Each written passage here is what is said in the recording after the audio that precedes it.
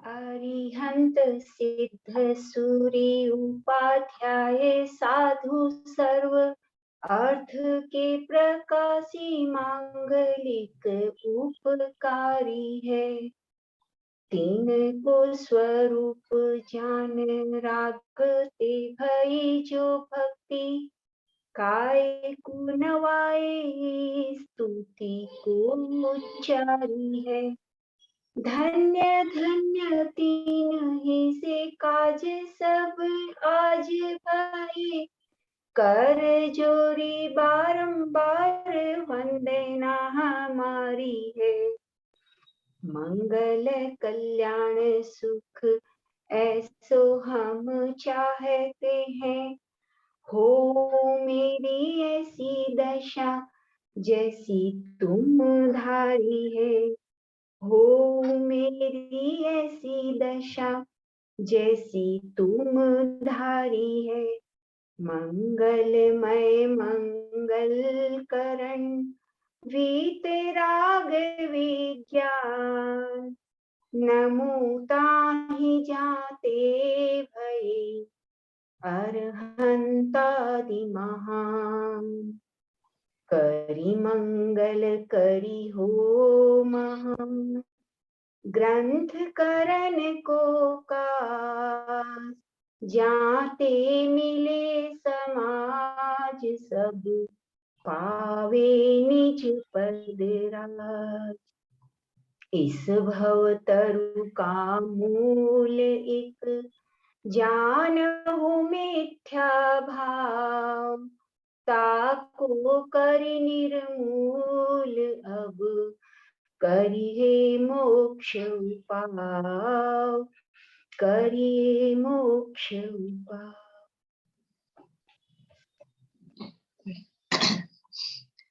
मोक्ष मार्ग प्रकाशक में 7वां अधिकार न चल रहा है और इस 7वें अधिकार में 4 प्रकार के मिथ्या दृष्टियों का वर्णन है। कौन कौन से हैं 4 प्रकार के मिथ्या दृष्टि? बोलिए भारती आंटी।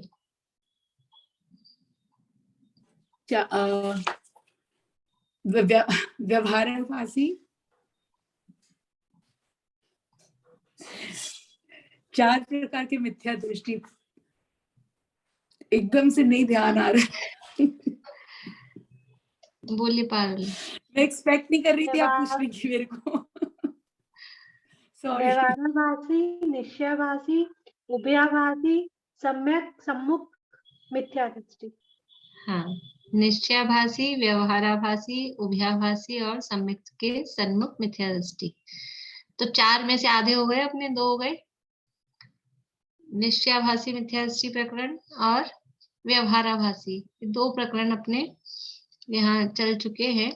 2 का स्वरूप प्रकरण तो चल गए हैं, लेकिन वास्तव में वो प्रकरण दिए किस लिए गए हैं? ये निश्चयाभासी क्या है, व्यवहाराभासी क्या है?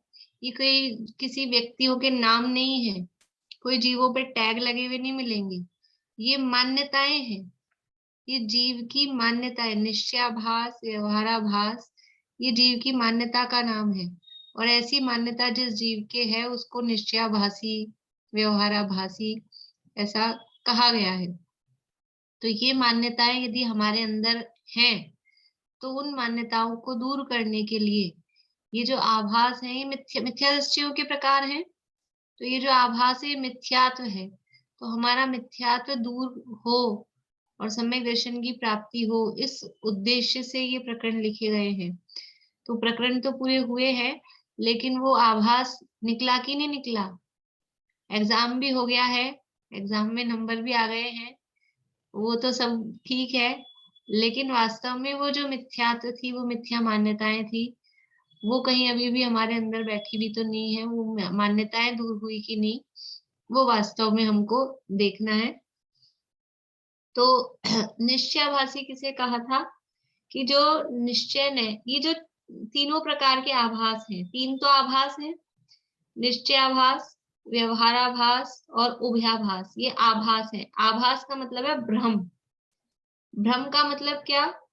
कि यथार्थ जो भी चीज है वो वास्तविक नहीं हुई और उसको कुछ और माना, वही तो हुआ भ्रम। जिसे वास्तव में है रस्सी, और रस्सी को रस्सी नहीं जान के सांप जाना, तो वो हुआ भ्रम। तो ऐसे ही निश्चय क्या है वास्तव में, व्यवहार क्या है वास्तव में, निश्चय का क्या स्वरूप है, व्यवहार का क्या स्वरूप है, वो यथार्थ स्वरूप नहीं जाना और कुछ उल्टा, कुछ गलत स्वरूप को ही निश्चय मान लिया, ये हो गया निश्चय का आभास। व्यवहार का यथार्थ स्वरूप क्या था, वो यथार्थ स्वरूप नहीं जाना और कुछ और ही वो व्यवहार मान लिया, किसी और नहीं था, कुछ विपरीत स्वरूप था, उसको व्यवहार मान लिया, तो ये हो गया व्यवहार का आभास। तो ऐसा निश्चयाभास और व्यवहाराभास, यानी नयों का यथार्थ स्वरूप नहीं जानने के कारण ये आभास खड़े होते हैं। निश्चय का यथार्थ स्वरूप नहीं जानने से निश्चयाभास, निश्चय को ही माना, व्यवहार का सर्वथा निषेध किया, व्यवहार को ही माना, निश्चय का सर्वथा निषेध किया, वो हुआ व्यवहाराभास। पहले वाला हुआ निश्चयाभास। अब यहाँ तीसरे प्रकार की मान्यता चलने वाली है, उसका नाम है उभयाभास। और ऐसा उभयाभास जिन जीवों में पाया जाता है, ये मान्यता जिन जीवों की होती है, वो कहलाते हैं उभयाभासी मिथ्या दृष्टि। देखिए पेज नंबर है 248, 248 नंबर पेज है। और ये उभयाभासी मिथ्या दृष्टि जो प्रकरण है, समझ लीजिए ये इतना विशिष्ट प्रकरण है, यद्यपि टोडरमल जी साहब के सारे ही प्रकरण और उसमें भी ये जो 7वां अधिकार है पूरा ही ऐसा है कि वो उनकी अलग पहचान बताने वाला है। ये पूरा मोक्षण प्रकाशक का 7वां अधिकार, अकेला 7वां ही नहीं, पूरा मोक्षण प्रकाशक ही, लेकिन उसमें भी स्पेशली 7वां अधिकार।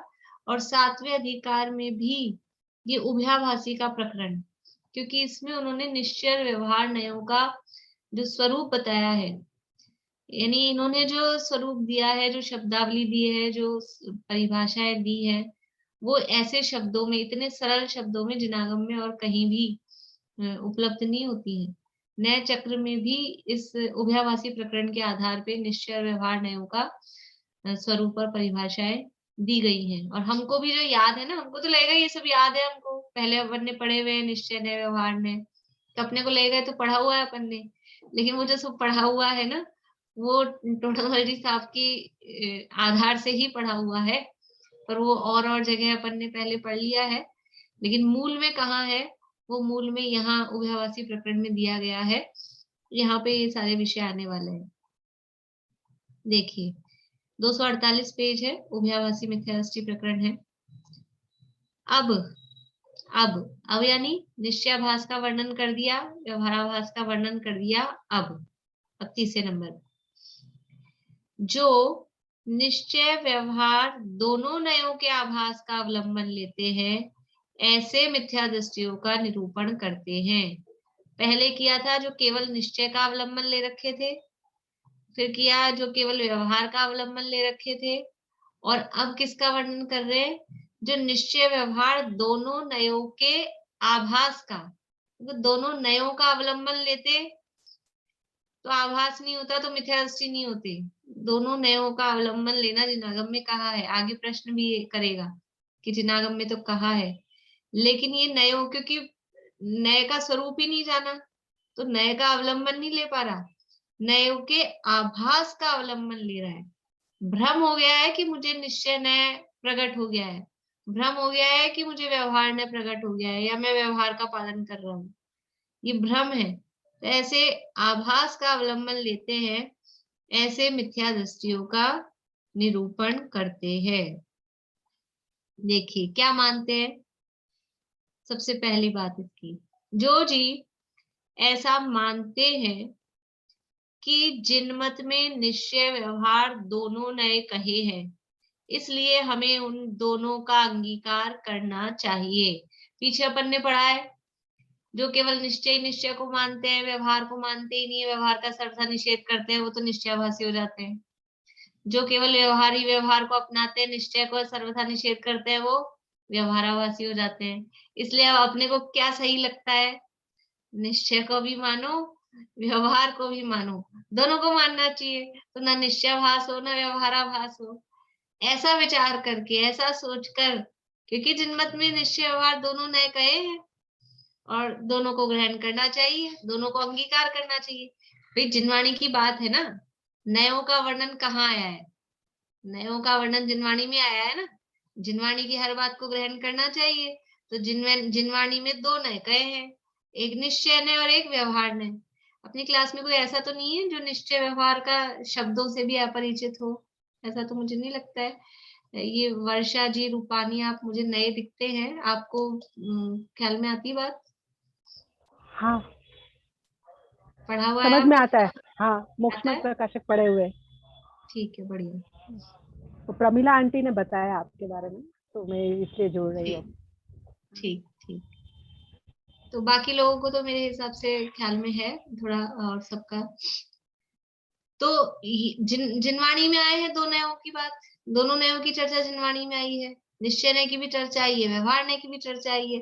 तो जिनमत में निश्चय व्यवहार दोनों नए कहे हैं, इसलिए हमको दोनों नयों का अंगीकार करना चाहिए, दोनों को मानना चाहिए। निश्चय जो कह रहा है वो भी सही, व्यवहार जो कह रहा है वो भी सही, क्योंकि दोनों जिनवाणी की बात है। ऐसा हमको दोनों नयों का अंगीकार करना चाहिए, ऐसा विचार कर।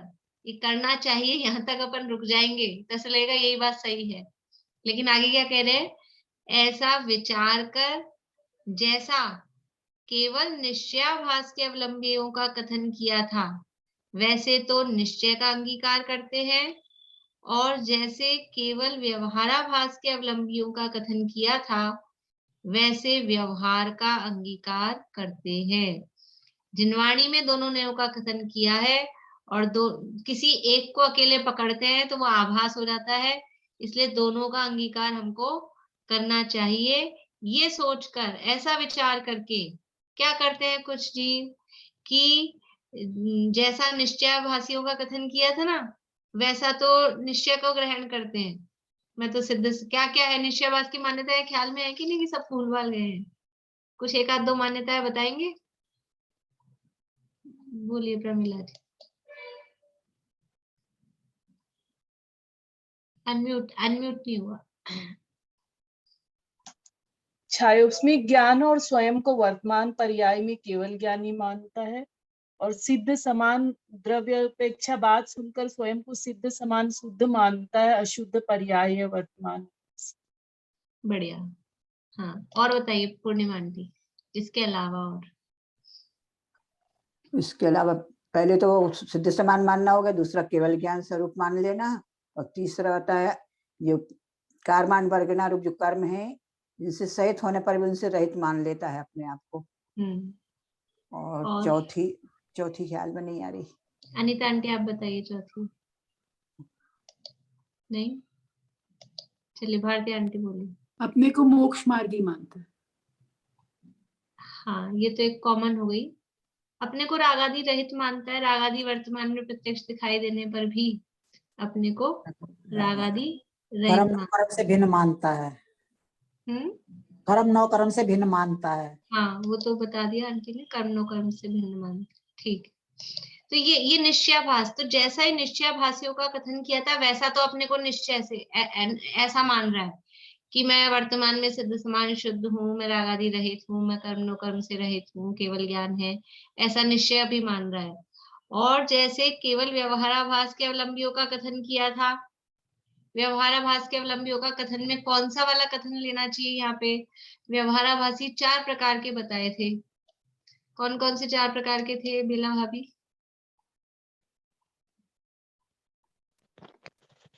ये जो आज्ञा वाला, जो ये वाले ना।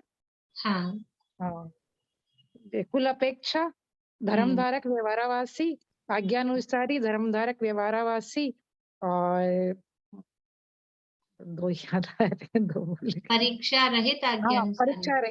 परीक्षा रहित आज्ञानुसार व्यवहारावासी। उसके अलावा था सम्यक से, इतना ही याद आ रहा है। चलिए दूसरे बेला जी बोलिए आगे के।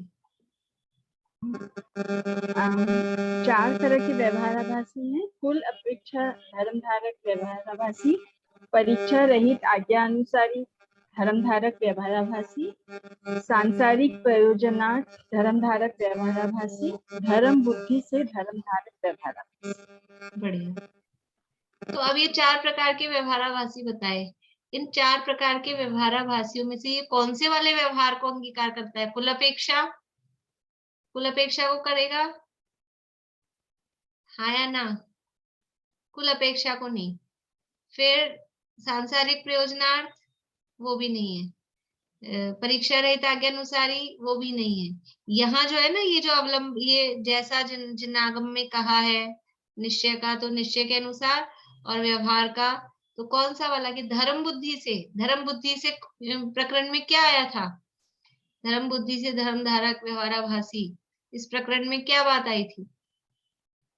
किस तरह से करता है? विषय पीछे का ख्याल में रहेगा ना, तो भी यद्यपि प्रकरण अलग अलग हैं, लेकिन फिर भी बोलो प्रीति, धर्म बुद्धि से धर्मधारक में क्या प्रकरण है? धर्म बुद्धि वाले की मतलब बुद्धि तो धर्म की है, उसका कोई प्रयोजन नहीं है, कोई लाभ की आकांक्षा नहीं है, लेकिन फिर भी उनको वो सही स्वरूप नहीं जानता उनका। जैसे 7 तत्व हैं, उनका गलत स्वरूप जानता है। देव शास्त्र गुरु की मान्यता गलत है। ठीक है, बढ़िया। यानी देवशास्त्र गुरु के स्वरूप के संबंध में और मोक्ष मार्ग के स्वरूप के संबंध में। तो मोक्ष मार्ग के स्वरूप के संबंध में सम्यक दर्शन का अन्यथा रूप, सम्यक ज्ञान का अन्यथा रूप, सम्यक चारित्र का अन्यथा रूप, वो जो उसकी मान्यता है, वो व्यवहाराभास वाला यहाँ पे ग्रहण करना। तो जैसे केवल व्यवहाराभास के अवलंबियों का कथन किया था, वैसे व्यवहार अंगीकार करते हैं। जो कुल अपेक्षा है, जो सांसारिक प्रयोजनार्थ है, वो तो वास्तव में वो तो बिल्कुल बाहर वाले ही है, वो तो स्पष्ट रूप से मिथ्या दृष्टि है। लेकिन जो थोड़ा बहुत भी धर्म करना चाह रहा है, वो धर्म बुद्धि से धर्मधारक, तो वो किस तरह की वो मान्यता रख रहा है कि जो भी, अब अपन ने जो पढ़े थे ना 7 तत्व के अन्यथा रूप में, अथवा सम्यक ज्ञान के अन्यथा रूप में, सम्यक चारित्र के अन्यथा रूप में, कि बाहर में क्रियाएं सब कर रहा है, लेकिन अंदर से वो मान्यता क्या पड़ी है? वो मान्यता उस व्यवहार को ही परमार्थ मानना, व्यवहार ही ये जो कर रहा हूं यही धर्म है, जबकि धर्म कुछ और है, लेकिन ये जो मैं कर रहा हूँ व्यवहार है, इस व्यवहार को ही वो परमार्थ मान लेता है। यही तो व्यवहाराभास है, यही उसका व्यवहाराभास है। धर्म बुद्धि से कर रहा है, धर्म करना चाहता है, कोई लौकिक कामना नहीं है, लेकिन फिर भी उस व्यवहार को ही परमार्थ मान लेना, ये है व्यवहाराभास। तो ये जैसा निश्चयाभास का कथन किया वैसा निश्चय अंगीकार कर रहे हैं, जैसा व्यवहाराभास का कथन किया वैसा व्यवहार अंगीकार करते हैं। यद्यपि इस प्रकार अंगीकार करने में दोनों नयों के परस्पर विरोध है, तथापि करे क्या? देखो, ये जो है इस प्रकार से वो ग्रहण कर रहा है, जैसा निश्चयाभास का वर्णन किया वैसा तो निश्चय को समझ रहा है, जैसा व्यवहाराभास का वर्णन किया था वैसा व्यवहार कर रहा है, वैसा व्यवहार समझ रहा है। अभी तो दोनों विरोधी हैं। इस प्रकार अंगीकार करने में दोनों नयों के परस्पर विरोध है, क्योंकि एक है वो व्यवहार का सर्वथा निषेध कर रहा है, दूसरा है वो निश्चय का सर्वथा निषेध कर रहा है, निश्चय को समझ ही नहीं रहा है। तो वो दोनों में एडजस्टमेंट नहीं हो रहा है, दोनों में खींचतान हो रही है। होना चाहिए दोनों में एडजस्टमेंट, लेकिन एक इधर खींच रहा है, एक इधर खींच रहा है, इसलिए दोनों के परस्पर विरोध है। यदि स्वरूप नहीं समझे तो दोनों विरोधी दिखाई देते हैं। निश्चय ने कहता है कि वस्तु नित्य है और व्यवहार ने कहता है वस्तु अनित्य है। अभी विरोध हुआ कि नहीं? अगर ऐसा ये जो है ना, इस प्रकार अंगीकार करने में दोनों नयों के परस्पर विरोध है। हम तो निश्चय को भी मानेंगे, व्यवहार को भी मानेंगे। निश्चय न से वस्तु नित्य है और व्यवहार न से वस्तु अनित्य है, हम तो ऐसा मानेंगे। लेकिन वस्तु है कैसी, एक्चुअल में कैसी है? ये तो नए से है, निश्चय न से नित्य है, व्यवहार न से अनित्य है, लेकिन एक्चुअल में कैसी है वो पता नहीं एक्चुअल में कैसी है। ये तो विरोधी हो गया, एक ने कह रहा है नित्य और एक ने कह रहा है अनित्य, तो एक इधर खींच रहा है एक इधर खींच रहा है, दोनों में झगड़ा हो रहा है। लेकिन वास्तव में अभी आगे करेंगे समाधान, अपन वहीं से बात करेंगे कि वास्तविकता क्या है, वास्तव में क्या माना जाए, कि कैसे, ये तो अपनी विडंबना है ना, अपने को भी प्रश्न मतलब उठता है कि नहीं, कि करें क्या आखिर।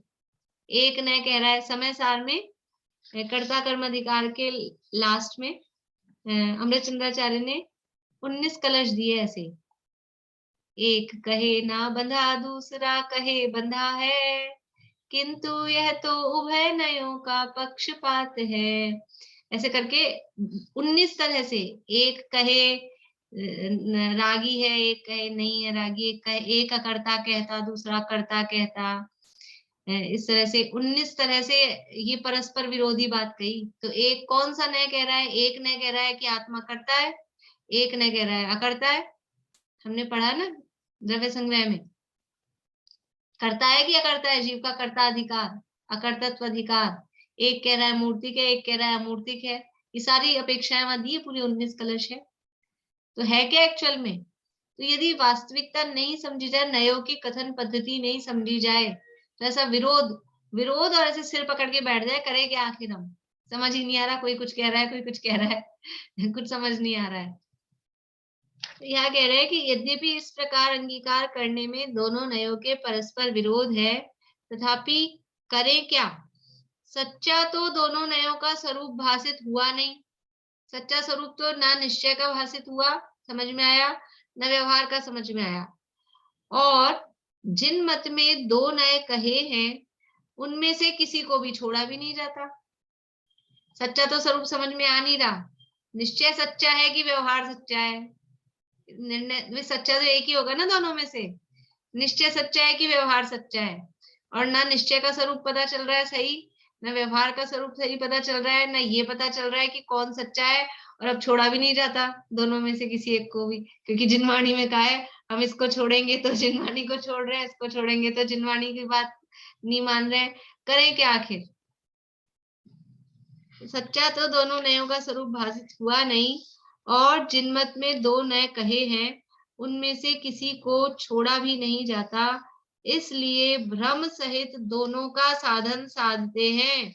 इसलिए अपन तो ऐसा होता है ना, कभी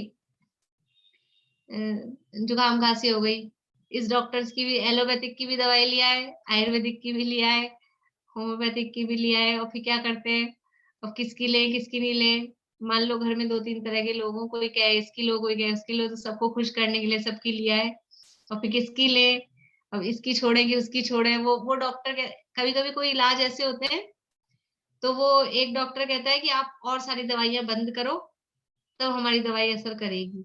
ऐसा सुना होगा आप लोगों ने, कभी कभी आयुर्वेद वगैरह में तो ऐसा होता है कि आप पहले और दवाइयां बंद करो तब ये दवाई असर करेगी। अब क्या करें, समझ तो आता नहीं है कि आयुर्वेदिक से सही रहेगा कि एलोपैथिक से सही रहेगा, सच्चा तो स्वरूप समझ में आता नहीं है, और फिर अब छोड़े किसको, छोड़ा भी नहीं जाता, ये भी लेते रहते हैं वो भी लेते रहते हैं, ना ये असर कर पाती है ना वो असर कर पाती है, ऐसी स्थिति हो जाती है, कुछ असर नहीं करता है। तो यहाँ भी यही स्थिति है कि सच्चा तो दोनों नयों का स्वरूप भाषित हुआ नहीं, यानी दोनों नयों का सच्चा स्वरूप तो भाषित हुआ नहीं। सीधा सीधा वाक्य ये है कि दोनों नयों का सच्चा स्वरूप तो भाषित हुआ नहीं, और जिनमत में दो नए कहे हैं, उनमें से किसी को छोड़ा भी नहीं जाता, इसलिए भ्रम सहित दोनों का साधन साधते हैं। दोनों को में से किसी को भी नहीं छोड़ा जा रहा है, इसलिए दोनों का साधन साधते हैं, मतलब दोनों के हिसाब से चलते हैं, इसको भी मान रहे हैं उसको भी मान रहे हैं, लेकिन कैसे, भ्रम सहित, क्योंकि सच्चा स्वरूप नहीं भाषित हुआ है इसलिए भ्रम है। सच्चा स्वरूप भाषित होता तब तो दोनों को मानना ही था, दोनों को मानना ही है, लेकिन सच्चा स्वरूप भाषित हुआ नहीं है, तो ऐसे कंफ्यूजन में थोड़ा सा ये कर लो थोड़ा सा ये कर लो, कभी ये कर लो कभी ये कर लो, ऐसे करके भ्रम सहित दोनों का साधन साधते हैं, वे जीव भी मिथ्या दृष्टि जानना। ये तो अभी उसकी मान्यता बताई है। ये क्या मान्यता है कि जिनमत में निश्चय व्यवहार दो नए कहे हैं, इसलिए हमको दोनों को अंगीकार करना चाहिए, इसलिए वो निश्चयाभास के हिसाब से भी व्यवहाराभास के हिसाब से भी जो कथन किए थे, दोनों को अंगीकार करते हैं। ये अभी उसकी पोजीशन बताइए, क्या स्थिति है उस जीव की। अब उस जीव की हम कह रहे हैं अब हम देख लें सब अपने अपनी की अपनी है कि किसी और की है, ये क्या स्थिति है, ये जीव की स्थिति बताई है कि वास्तव में ये भ्रम सहित दोनों का साधन साधते हैं। भ्रम सहित इधर भी चले उधर भी चले, दोनों में लगे रहे, भ्रम सहित वे जीव भी मिथ्या दृष्टि जानना, ऐसे ये जीव मिथ्या दृष्टि है। यानी कि एक्चुअल में क्या है, देखिए नए किसे कहते हैं, नए नए की स्वरूप बता सकते हैं, नए किसे कहते हैं? बहुत सारी परिभाषाएं हो सकती है, सब अपना अपना व्यू बता सकते हैं। बोलिए निशा आंटी। शुद्ध ज्ञान के सम्यक अंश को नए कहते हैं। ठीक है, बढ़िया। बोलिए पूर्णिमा आंटी। निश्चय सत्यार्थ और अभूतार्थ व्यवहार में। हाँ, निश्चय अभी केवल दर्शन। नए, नए किसे कहते हैं? निश्चय व्यवहार नहीं, केवल नए। वस्तु को पूर्ण कथन सत्यार्थ कथन करने वाला निश्चय नहीं, और उपचार कथन करने वाला व्यवहार नहीं। ठीक है, अनीता आंटी। तुम्हें भेद करके कथन करने वाले को न कहते हैं। भेद करने को, भेद करके कथन करने वाले को नए कहते इसकी हैं। अपेक्षा से मतलब उसको अलग अलग करके बताया जाता है ना, उसे न कहते हैं। चलिए विनीता आंटी।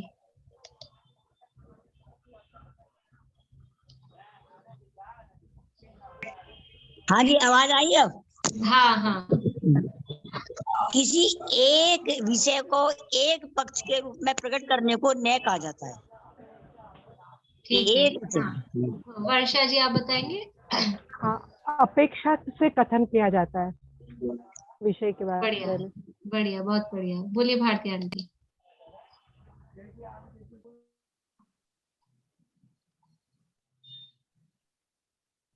अनम्यूट नहीं हो रहा? मैं बोलूं? मैं वही कह रही थी, अपेक्षा से कथन कहना, वही मैं कहना चाह रही थी। हाँ। उन्होंने कह दिया ठीक। वर्षा जी ने। मुख्य और गौण की अपेक्षा, मुख्य और गौण की अपेक्षा से कथन। बढ़िया। ये बाकी परिभाषाएं सबकी सही थी, मुझे यही शब्द चाहिए था, अपेक्षा। जो वस्तु तक पहुंचाए उसे अनेक। हाँ ठीक है, परिभाषाएं सारी सही है, परिभाषाओं में गलती नहीं, लेकिन मुझे ये शब्द चाहिए था। नया मतलब है अपेक्षाकृत कथन। अपेक्षाकृत कथन करे, किसी अपेक्षा से जो कहा जाए वो है नए। तो नए का मतलब है कि जैसे निश्चय नए की अपेक्षा, यानी अपेक्षा मतलब दृष्टिकोण, अपेक्षा का मतलब व्यू, दृष्टिकोण, देखने का नजरिया, उसका नाम है अपेक्षा। तो वस्तु शुद्ध है या वस्तु नित्य है या वस्तु अनित्य है, ये एक देखने का नजरिया है। हम वस्तु को किस दृष्टि से, किस अपेक्षा से देख रहे हैं, किस नजरिए से देख रहे हैं।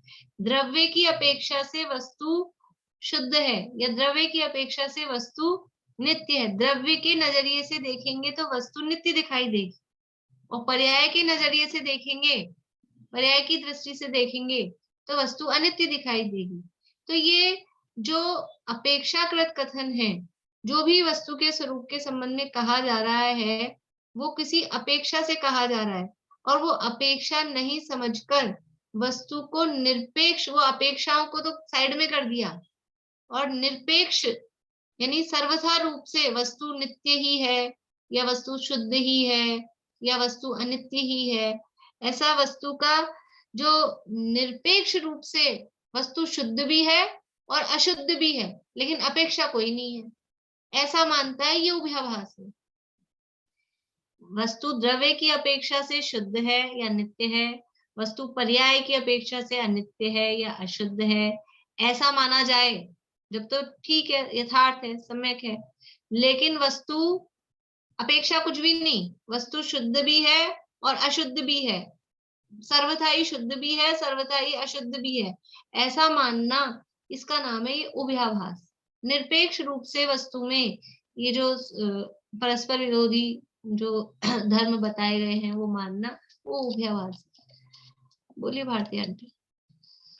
नहीं तो जैसे एक अपेक्षा से वस्तु द्रव्य की दृष्टि से ये शुद्ध है और इसके, लेकिन फिर सच्चा स्वरूप कैसे पता चलेगा? सच्चा स्वरूप क्या है वो कैसे पता है? वो सच्चा कैसे स्वरूप यही है, सच्चा स्वरूप यही है कि द्रव्य की अपेक्षा वस्तु नित्य है, पर्याय की अपेक्षा से वस्तु अनित्य है। सच्चा स्वरूप का मतलब ये है कि हम क्या माने, आपका प्रश्न ये होना चाहिए फिर हम क्या माने, वस्तु को नित्य माने कि अनित्य हाँ। माने। तो हाँ। ये हम किस दृष्टि से देखेंगे कि ये हमारे प्रयोजन पर डिपेंड करता है। यदि हमें वस्तु का आश्रय करना है, अनुभव करना है, तो अनुभव करने के लिए उसके नित्य पक्ष को मुख्य किया जाएगा। और जब अभी हमको उसको पर्याय की अभी मलिनता दूर करनी है तो उसके पर्याय पक्ष को मुख्य किया जाएगा। ये मुख्यता गौणता इसीलिए ज्ञातुर अभिप्रायो नया, ज्ञाता का अभिप्राय या जो भी वक्ता है उसका अभिप्राय, ये हमारे प्रयोजन पे डिपेंड करता है, हम किस चीज को हाईलाइट कर रहे हैं, ये हमारे प्रयोजन पे निर्भर करता है। वस्तु में तो दोनों पक्ष हैं और दोनों में से कौन सा सही है, उस दोनों ही सही है। वस्तु अनित्य है ये बात भी सही है, वस्तु नित्य है ये बात भी सही है, लेकिन अब हम अनित्यता पर दृष्टि डालते हैं, अनित्यता को मुख्य करते हैं, तो हमें स्थिरता नहीं आती है, हमें समझ लीजिए उसका अनुभव नहीं हो पाता है, इसलिए हम अनित्यता को गौण करते हैं और नित्यता पर दृष्टि उसको मुख्य करते हैं, नित्यता पर दृष्टि डालते हैं, तो वो दृष्टि टिक पाती है। अनित्यता पर दृष्टि कहाँ टिक पाएगी, अनित्य तो खुद ही अनित्य अस्थिर है।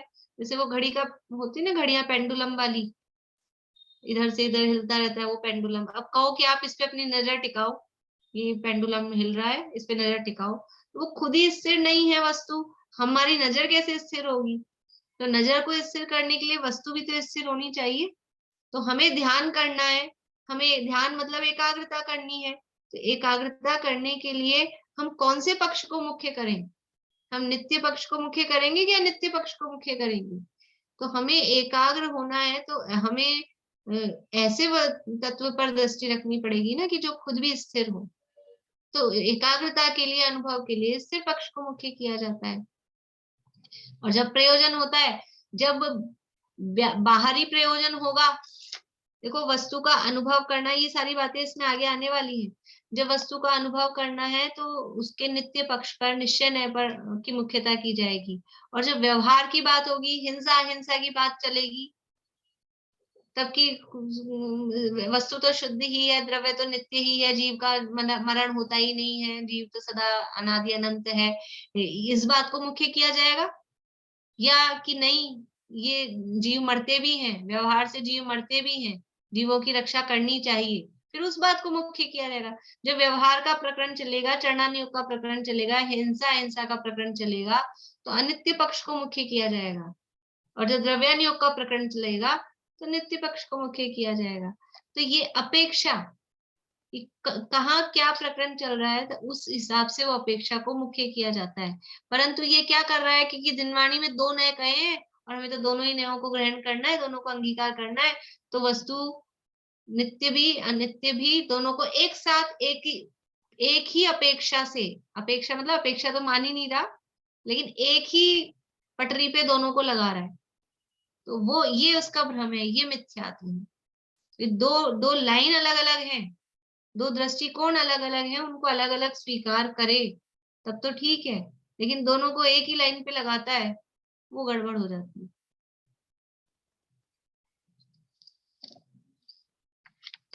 यद्यपि इस प्रकार अंगीकार करने में दोनों नयों के परस्पर विरोध है, तथापि करें क्या, सच्चा तो दोनों नयों का स्वरूप भाषित हुआ नहीं, और जिन मत में दो नय कहे हैं उनमें से किसी को छोड़ा भी नहीं जाता, इसलिए भ्रम सहित दोनों का साधन साधते हैं, वे जीव भी मिथ्या दृष्टि जानना।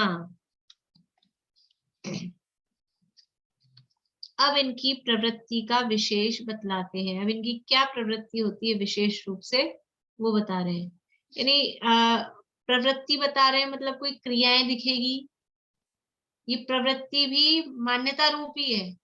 इनकी जो प्रवृत्ति बता रहे हैं ना, तो बाहर में क्रिया कोई अलग से दिखती होगी उभयवासियों की, निश्चयवासियों की तो दिख जाती है अलग से कि वो बैठे हैं बस, अब आत्मा का हमें तो वो करना है, कुछ बाहर में क्रियाकांड कुछ नहीं।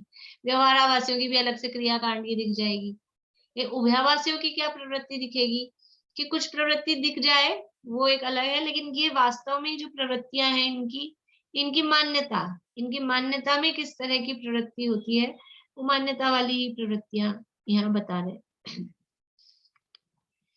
अंतरंग में आपने तो निर्धार करके यथावत निश्चय व्यवहार मोक्ष मार्ग को पहचाना नहीं, जिन आज्ञा मानकर निश्चय व्यवहार रूप मोक्ष मार्ग दो प्रकार मानते हैं।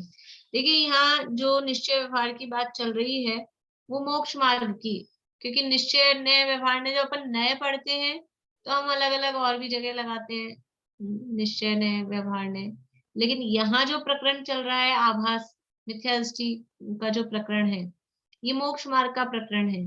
तो मोक्ष मार्ग में किस तरह से निश्चय व्यवहार वो मान रहा है वो बात यहाँ बता रहे हैं। तो अंतरंग में आपने तो, अंतरंग में आपने मतलब उस जीव ने, स्वयं ने, खुद ने, अपने ने, स्वयं ने, अंतरंग में यानी अपने अंदर में, अपने ज्ञान में या अपने अंतरंग में। अब अंतरंग में आपने तो निर्धार करके, निर्णय करके, कोई निर्णय नहीं किया अंदर में, खुद ने तो अंदर में निर्णय करके यथावत निश्चय व्यवहार मोक्ष मार्ग को पहचाना नहीं। खुद ने तो अंदर निर्णय किया नहीं कि निश्चय मोक्ष मार्ग क्या है, व्यवहार मोक्ष मार्ग क्या है। यथावत जैसा है वैसा निश्चय मोक्ष मार्ग का क्या स्वरूप है, व्यवहार मोक्ष मार्ग का क्या स्वरूप है, ये वास्तव में जाना नहीं। खुद ने तो कोई निर्णय किया नहीं। जिन आज्ञा मानकर निश्चय व्यवहार रूप मोक्ष मार्ग दो प्रकार मानते हैं, यानी इसको अपन नंबर दे सकते हैं। जैसे पहली वो मान्यता तो ये हो गई, जिन मत में दो प्रकार के न्याय कहे हैं और दोनों को भ्रम सहित दोनों का साधन साधते हैं। पहला ऊपर के जो दो पैराग्राफ हुए उसको शॉर्ट करके वो एक मान्यता। दूसरी ये क्या मान रहा है कि निश्चय मोक्ष मार्ग को दो प्रकार का मान रहा है, निश्चय व्यवहार रूप मोक्ष मार्ग दो प्रकार का मानते हैं। यानी खुद ने निश्चय मोक्ष मार्ग का स्वरूप समझा नहीं, व्यवहार मोक्ष मार्ग का स्वरूप समझा नहीं, निर्णय किया नहीं कि वास्तव में मोक्ष मार्ग क्या है। लेकिन जिनवाणी में, जिनमत में, जिनागम में कहे हैं दो नए, इसलिए मोक्ष मार्ग भी दो प्रकार का मानता है। बहुत बार ऐसे शब्द आते हैं, अपन ने भी पढ़े, अभी द्रव्य संग्रह में भी कई जगह है, वीतराग सम्यक्त्व, सराग सम्यक्त्व, निश्चय सम्यक्त्व, व्यवहार सम्यक्त्व, ये शब्द आते हैं कि नहीं आते हैं। अभी अपने ये जो प्रश्न मंच है ना सतपथ वाला, इसमें भी वो पीछे भेद प्रभेद वाला है, उसमें इसका सम्यक्त्व के भेद है, सम्यक्त्व के भेद बताने हैं। आप लोग करना फिर बताना क्या लिखे आप लोगों ने।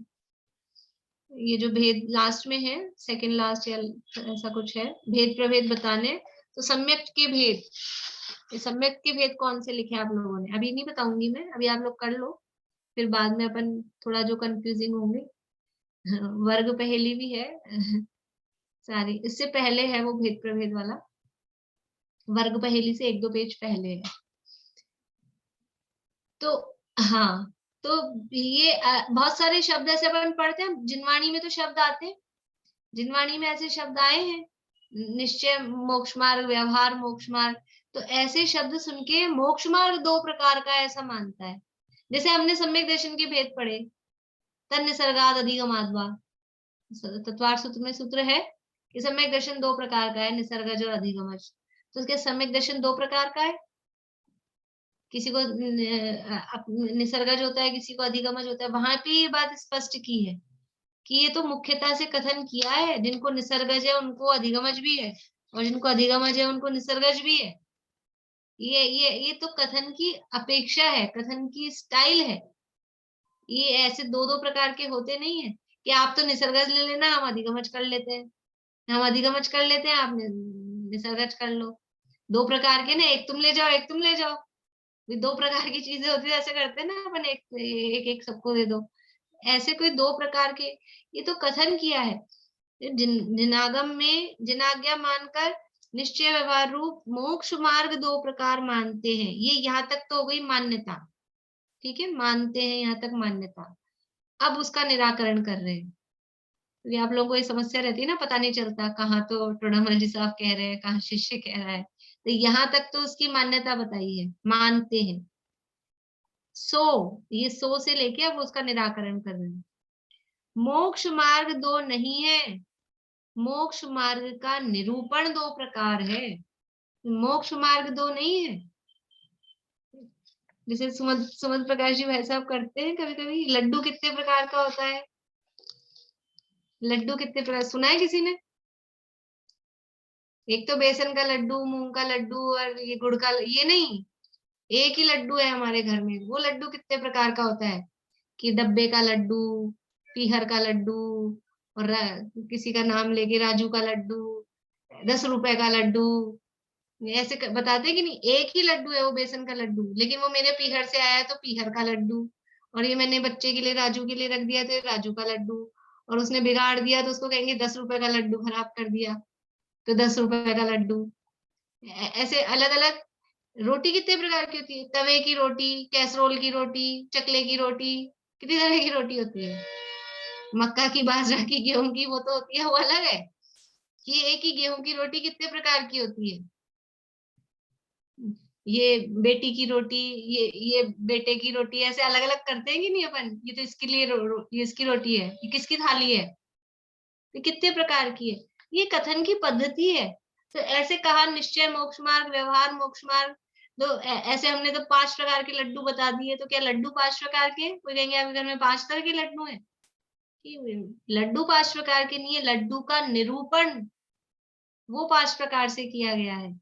ऐसे ही मोक्ष मार्ग, सो मोक्ष मार्ग दो नहीं है, मोक्ष मार्ग का निरूपण 2 प्रकार है। जहां सच्चे मोक्ष मार्ग को मोक्ष मार्ग निरूपित किया जाए सो निश्चय मोक्ष मार्ग है, और जहां जो मोक्ष मार्ग तो है नहीं परंतु मोक्ष मार्ग का निमित्त है, वह सहचारी है, उसे उपचार से मोक्ष मार्ग कहा जाए सो व्यवहार मोक्ष मार्ग है। मोक्ष मार्ग दो नहीं है, मोक्ष मार्ग तो एक ही है, लेकिन मोक्ष मार्ग का निरूपण, मोक्ष मार्ग का कथन, वो कथन 2 प्रकार से किया जाता है। कोई भी चीजें हो, अपन ने भी उदाहरण दिया है, जितनी भी बातें होती हैं, ये निश्चय व्यवहार ये चलता रहता है डेली लाइफ में, रूटीन लाइफ में ये निश्चय व्यवहार चलते रहते हैं। इसीलिए दुनिया कही जाती है। दुनिया 2 नयों पर जो चले उसका नाम है दुनिया। ये ऐसे निश्चय व्यवहार के कथन ये रूटीन लाइफ में दिन भर चलते रहते हैं, पर वो क्या है कि हम उसको ध्यान नहीं देते, हाईलाइट नहीं करते हैं, वो तो हम हैबिचुअल हो चुके हैं उस चीज की। लेकिन यहाँ पर जब बात आती है तो हम वो नए शब्द सुन के ऐसे हो जाते हैं। मोक्ष मार्ग 2 नहीं है, मोक्ष मार्ग का निरूपण 2 प्रकार से है। जहां सच्चे मोक्ष मार्ग को मोक्ष मार्ग कहा जाए, जहां सच्चे मोक्ष मार्ग को मोक्ष मार्ग निरूपित किया जाए, वो तो है निश्चय मोक्ष मार्ग। सच्चा मोक्ष मार्ग क्या है? सच्चा मोक्ष मार्ग क्या है? बोलो, सूत्र बोलो, बोलो पारुल। सूत्र याद नहीं? चलो बिना सूत्र के बोलो। सम्यक दर्शन की प्राप्ति। सम्यक दर्शन की प्राप्ति। मोक्ष मार्ग बताना है। बोले वर्षा अभी सूत्र। सम्यक दर्शन ज्ञान चरित्र मोक्ष मार्ग। हाँ, सम्यक दर्शन ज्ञान चारित्राणी मोक्ष मार्ग। मोक्ष मार्ग में तीनों आएंगे। यद्यपि सम्यक दर्शन बोलते हैं तो ज्ञान चारित्र इंक्लूड होते ही है उसमें, लेकिन सम्यक दर्शन ज्ञान चारित्राणी मोक्ष मार्ग है। यह है सच्चा मोक्ष मार्ग, यह है वास्तविक मोक्ष मार्ग, यह है मोक्ष मार्ग। तो फिर 2 कहे क्यों? जब ये एक ही था वास्तविक, फिर 2 कहे क्यों? ये कहना पड़ता है। ऐसा नहीं होता है, अपने घर में होते हैं कि नहीं, एक तो पापा होते हैं, एक बड़े पापा होते हैं, एक छोटे पापा होते हैं। आजकल के जमाने में बड़े पापा छोटे पापा ऐसा ऐसा होता है कि नहीं? एक बड़ी मम्मी होती है, एक छोटी मम्मी होती है। अपने है ही ना, एक बड़ी मम्मी एक छोटी मम्मी है स्मारक में। तो ये क्या है कि वास्तव में ये जो विशेषण लग गए ना उसके आगे, बड़े और छोटे, इससे लग रहा है कि वो सच्चे नहीं है। सच्चे पापा के तो पापा बोलते हैं खाली, और जो सच्चे पापा नहीं है उनके आगे बड़े पापा छोटे पापा ये लगाया जाता है।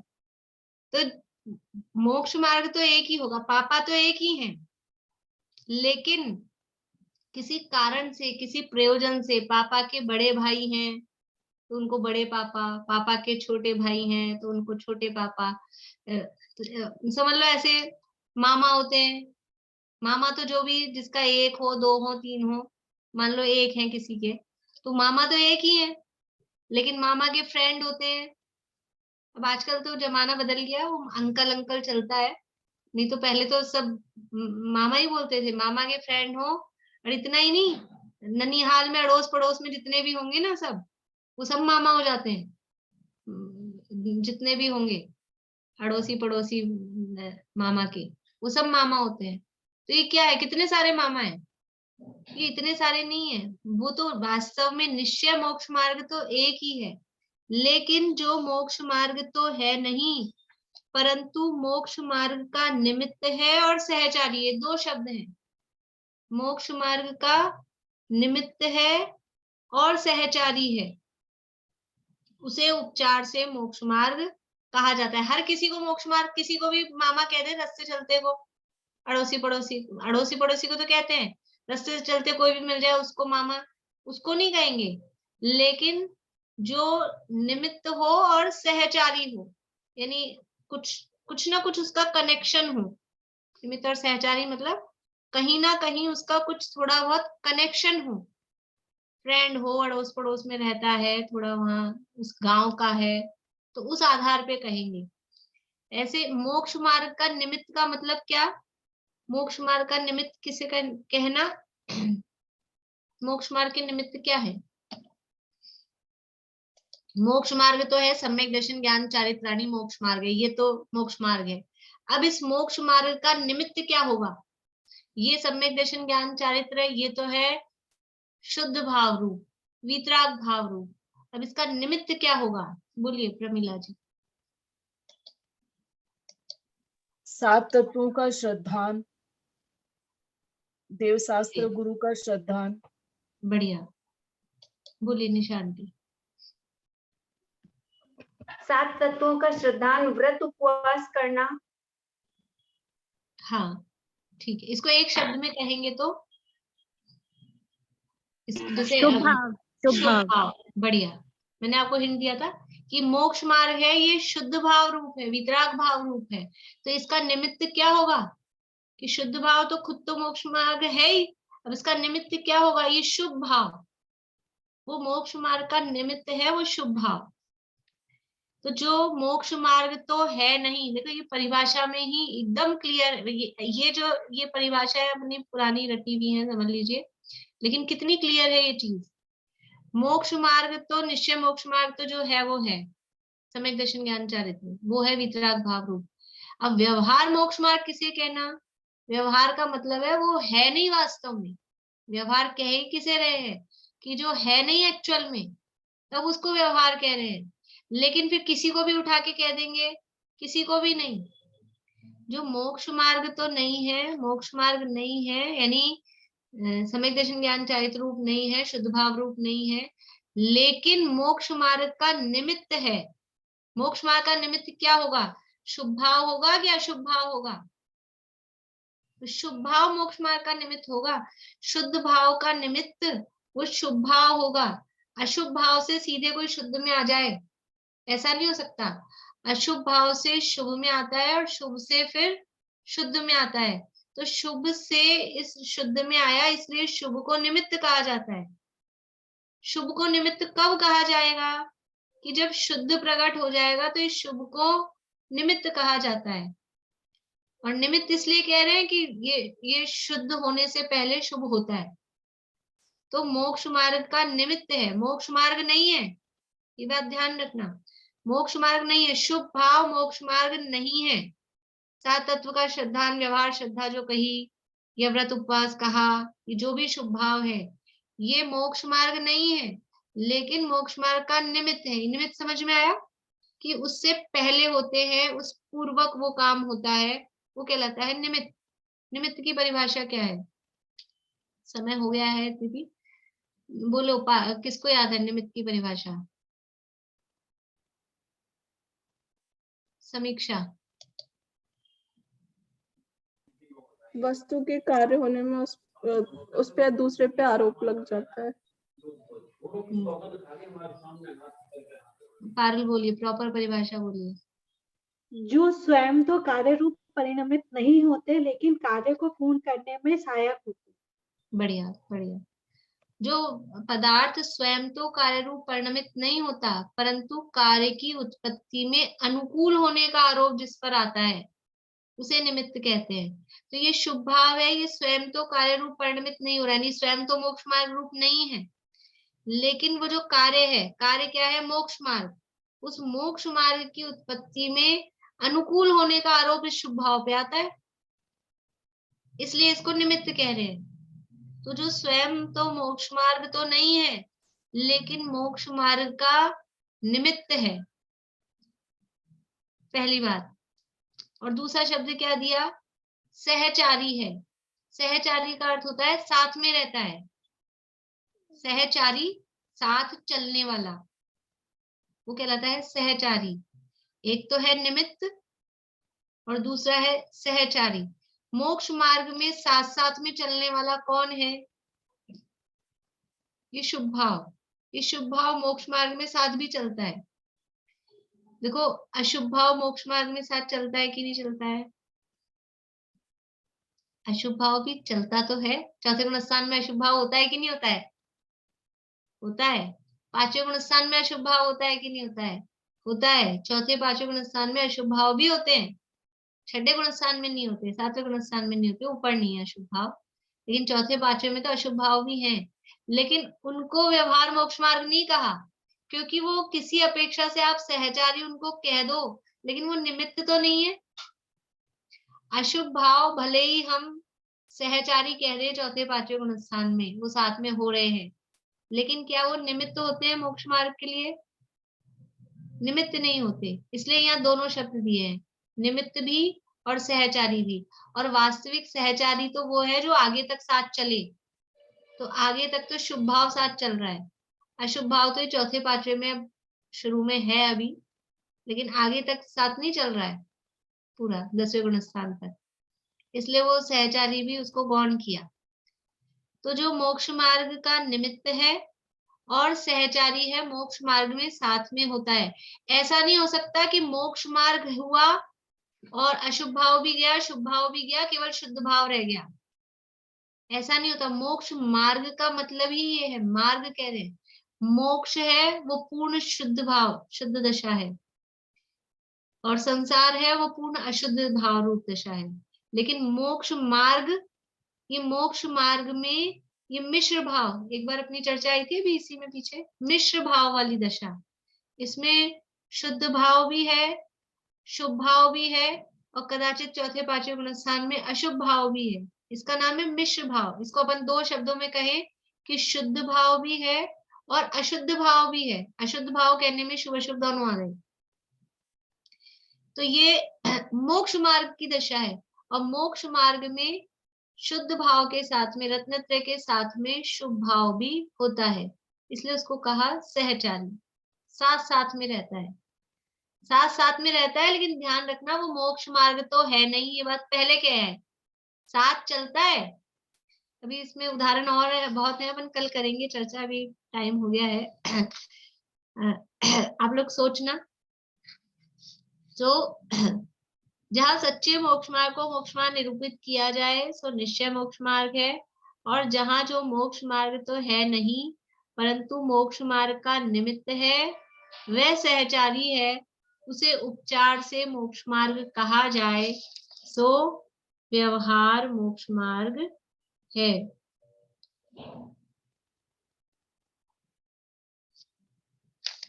क्योंकि निश्चय व्यवहार का सर्वत्र ऐसा ही लक्षण है। इस प्रकार से अभी इसमें और है थोड़ी चर्चा, अपन कल करेंगे इसकी चर्चा और आगे। बहुत अच्छा प्रकरण आने वाला है, निश्चय व्यवहार न्यायों का बहुत अच्छा स्वरूप यहाँ समझ में आने वाला है, कल करेंगे अपन चर्चा। कोई प्रश्न है किसी को?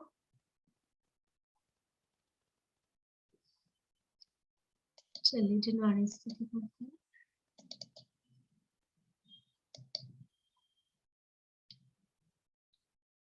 कौन बोलेंगे? समीक्षा आप बोलोगे? मैं शेयर कर दूं। और कल का मंगलाचरण भी कौन करेंगे विजनवाणी स्तुति के बाद में मुझे बता दीजिएगा। बोलो समीक्षा।